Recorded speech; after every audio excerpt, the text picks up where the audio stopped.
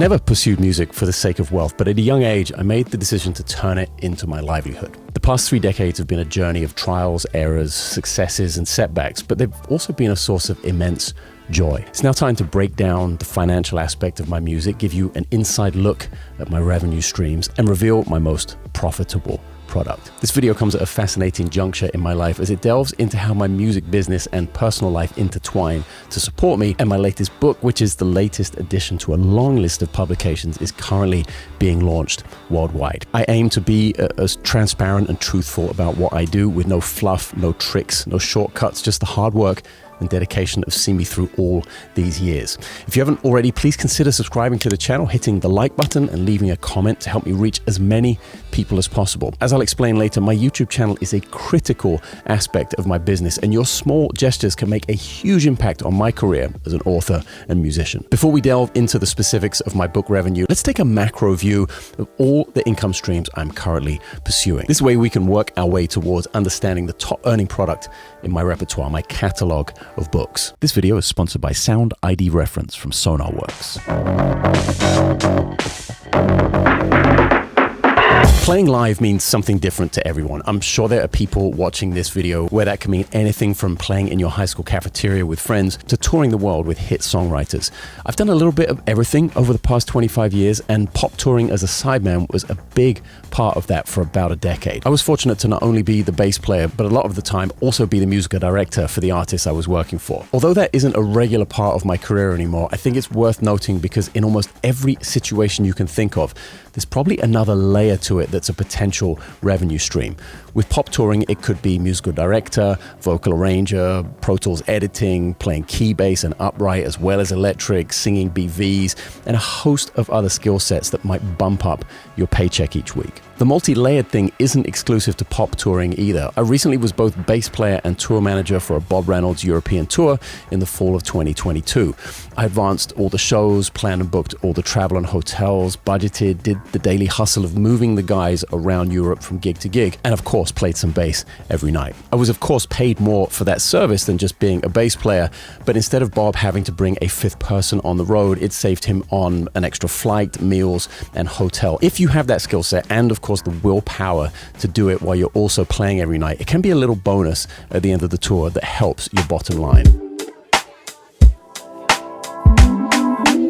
As a freelance musician being hired by people from the pop, jazz, R&B, hip-hop, rock, and even Latin music world, I found it ironic that some of the best paid gigs I ever had were in the jazz world.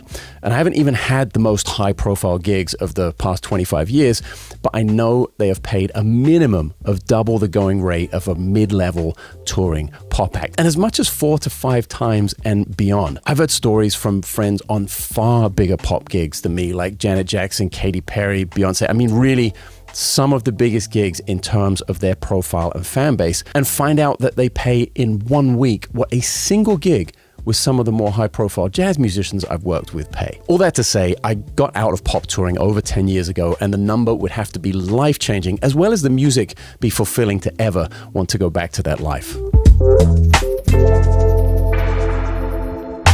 So let's get to some current live situations I find myself in and what I typically charge to go out on tour. As of the making of this video, for sideman touring, I can't leave the house for less than $500 a day. And at that, the lowest end of my range, there are still a lot of caveats. $500 a day is a domestic US rate where I don't have to leave the country. I won't go for more than 2 weeks at a time. And that has to be with someone I really want to work with. As in, if I didn't have a family and all the overhead that comes with a more settled life here in California, I would do the gig for free if it was offered. Like, that's how much I need to want to work with an artist for that price point. I then set boundaries as the framework grows from there. Asia is a minimum of $1,000 per show, for instance, plus business class flights, great hotels. Europe can work for a little less, but it's still a very long way to go to make much less than $600 to $750 a night. We should put sideman touring up against playing locally in Los Angeles, where I live, for instance. I barely play in town at all, but when I do, I can easily make $400 to $500 at a tiny club like the Baked Potato with a band I really want to play with.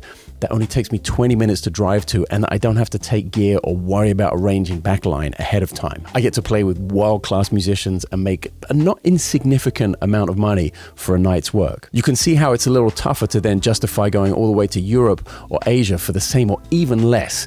I simply can't anymore. I used to be able to and would assess my own work versus reward equation, but that was for a younger me with less responsibilities. A typical touring year of younger me used to look pretty insane. I would be on the road maybe 9 months of the year, take close to 100 flights, fly between 150 and 200,000 miles, and even more when I had apartments in both New York and Los Angeles. I've done over 2 million miles with United Airlines alone, so that should give you some idea of the type of schedule I've had over my life and how I'm able to justify asking for what I ask for now and being at peace with turning down literally 80 to 90% of the gigs I'm offered when they can't meet my requirements. I would now much rather hold out for people who have the budget for business class flights, serious salaries for shows, and be totally happy staying at home with my family if that's not something that happens every month anymore.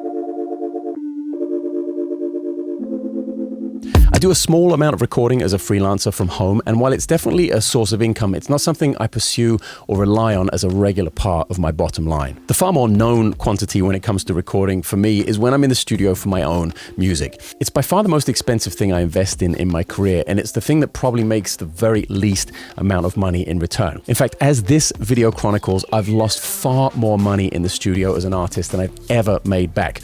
But that is starting to change, and for my last album, One Way Out, I broke even on a record for the first time in my career.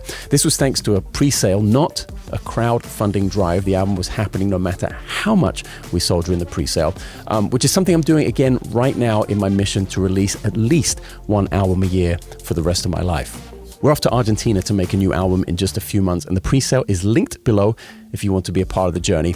I'm keeping everyone updated on the writing process, the demos, and all the plans via my blog. And anyone involved in the pre-sale gets a bunch of cool stuff that won't be available once the album is out. A project like this typically costs between $15,000 and $20,000. So to break even, we're looking at needing to do around 800 sales. Not a crazy number when you think about just the number of subscribers on this channel or the number of people on my mailing list, for instance. So the transition from the colossal losses I've experienced as an artist in the studio over my career to potentially turning a small profit once in a while seems to be heading in the right direction. There is also the potential, although it is almost insignificant these days, for the back catalogue of albums I have out there to make some revenue. All the albums are streaming on all the platforms, as well as being for sale directly from my website. But streaming revenue is not something I'm about to rely on for my retirement, nor is it even enough to consider recouping the cost of making the albums with. Maybe the most visible aspect of my business is the online portion of it. I started Janek's Bass Studio, then videobasslessons.tv, all the way back in 2010. And for a while, it was my sole source of online revenue, and a great one at that. I was one of, if not the first person in the bass world to have a paid subscription model for lessons. That was then, however, and this is now. I'm not about to bemoan the bigger companies coming in and doing better. It was always a side project for me, even when it was my biggest source of revenue. I always was and always will be concentrated on being an artist, recording music, and touring as a band leader. With the likes of SBL, it's basically impossible to compete in that market. And to tell you the truth, I don't actually want to. I don't begrudge anyone their success. And it was achieved by making that the sole focus for a company like that and doing all the things you need to do to scale up. It's like saying Amazon destroyed the small business, which I know on some levels is a little true, but holy shit, we all use Amazon. They are more effective and farther reaching than anyone else, and they're the biggest for a reason. So as much as the online bass lessons world was definitely my thing for a while, and as much as I still have Janek's Bass Studio up and running, it's neither the focus nor the revenue stream that it used to be. YouTube, as I mentioned before, has become hugely important to me. Along with my Substack blog, it's one of the two main sources of traffic to everything I do musically. As a standalone platform, it does generate a little income from ad revenue, but definitely nothing to write home about. As a platform for other people to advertise on my channel, though, it is starting to become more of a revenue stream than ever before. Doing a brand deal for a pre-roll and a 30 to 60 second ad in a video can generate anywhere from $1,000 to $5,000 in my niche.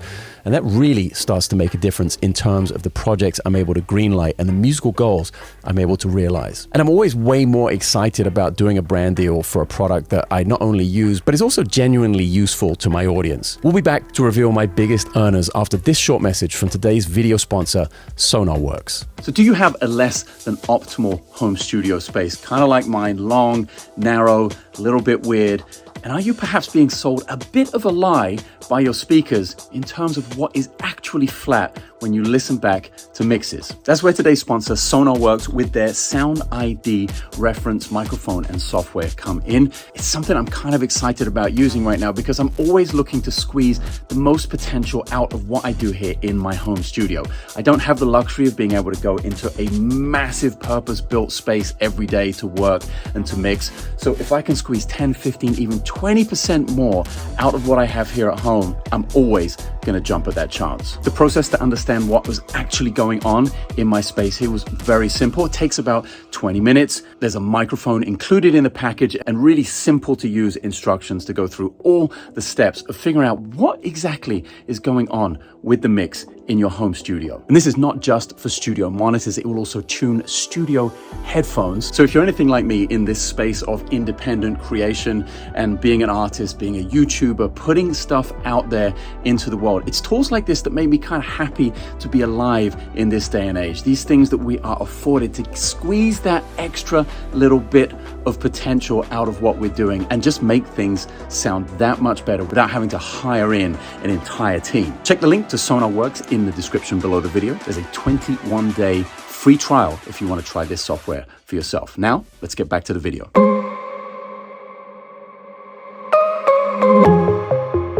A small portion of my income over the years has come from deals with instrument and gear companies to make signature instruments or products. It is once again one of those things that has at times been lucrative, but is by no means a steady source of income. One element of gear you can't ignore, even if you're not receiving a cash payment for playing it, is free equipment. My overhead would look a lot different if I had to pay for my strings, my amps, and a lot of the other stuff that I'm lucky enough to be sent by companies from all over the world. While not a source of cash, it lightens the day-to-day load of what it costs to stay up and running as a musician. Before we get to the big ticket item here, the books, there are a few things that happen less frequently but are still legitimate sources of income. For years living in New York City, I was producing a lot of records, and while that intense production schedule might have been in a previous chapter of my life, a lot of those albums I worked on still pay royalties in some form or another. Between the money I was paid up front to produce them, the producer points I was given on the records in some cases, and the songwriting credits, it all adds up. Not too much, mind you, but it's a check that comes in every quarter that can vary between, let's say, a car payment and a rent check. With the release of You're a Musician Now What in 2012, I started my journey as an author.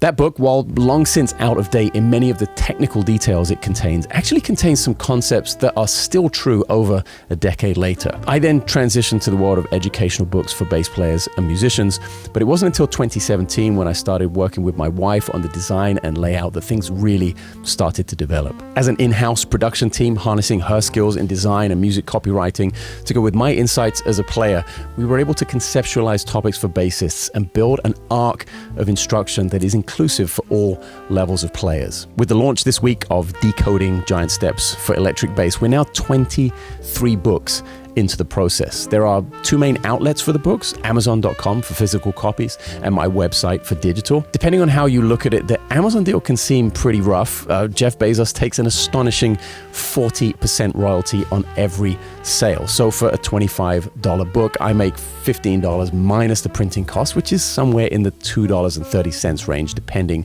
on the page count. When you compare that to a sale at my own site, the only cost to me are the Stripe and PayPal transaction fees, somewhere in the 2.5% to 4% range. So in a good year with maybe 2 successful new book launches, this revenue stream is not insignificant. There have been some good years where book sales have been over 3,000 copies just digitally, which is a 6-figure income stream on its own. Then add in the revenue from physical copies at Amazon and you have a pretty serious business model. Now that kind of income and those kinds of numbers are not typical. That's just an example of a very good year. I have no idea how long this thing is sustainable in its current format, and I have to constantly definitely be on the lookout for ways to improve the process. Although some might consider selling books, something you don't have to do much to maintain the infrastructure once a book is launched.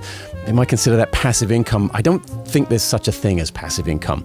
If you're passive about this process, it will shrivel up and die just as fast as it arrived. I'm constantly working on ways to improve the user experience, upgrade the quality of video production, make better play-alongs, do more research into each new book, and find better ways to market and maximize profits from each release. And even then, the world and the economy is constantly changing.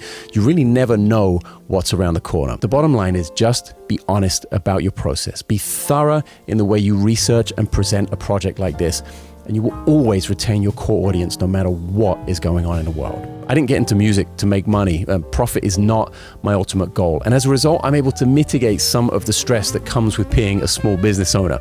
Don't get me wrong, it is still very stressful at times. I still have all the same responsibilities you do. I have a family, a house, a car, a dog, a cat, a life. Diapers don't pay for themselves, and food doesn't show up out of thin air on the dinner table every night. But through consistency, honesty, and hard work, I've been able to carve out all of these revenue streams for myself while still making sure they're all attached to what I love, music.